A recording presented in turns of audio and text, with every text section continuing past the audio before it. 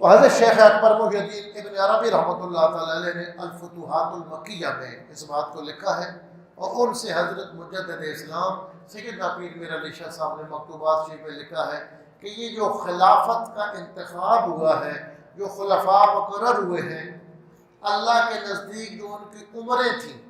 بلحاظ عمر خلیفہ مقرر ہوئے ہیں۔ جس نے دنیا سے پہلے جانا تھا وہ پہلے خلیفہ ہوئے، جس نے ان کے بعد دنیا سے جانا تھا وہ دوسرے خلیفہ ہوئے، جس نے آخر میں جانا تھا وہ 5ویں نمبر پہ خلیفہ ہوئے۔ لہٰذا ان کی خلافت عمروں کے لحاظ سے اللہ کے نزدیک جس نے پہلے اللہ کے پاس جانا تھا اس کو پہلے خلافت دی گئی، جس نے بعد میں جانا تھا اس کو بعد میں دی گئی۔ اور کہتے ہیں اس میں اہلیت کا فرق نہیں تھا کہ جب پہلی خلافت کا انتخاب ہوا تو دوسروں میں اہلیت کی کمی تھی، قابلیت کی کمی تھی، نہیں۔ فرمایا جس وقت حضرت ابوبکر صدیق خلیفہ ہوئے اس وقت جناب عمر فاروق میں، جناب عثمان میں، جناب علی مرتضیٰ میں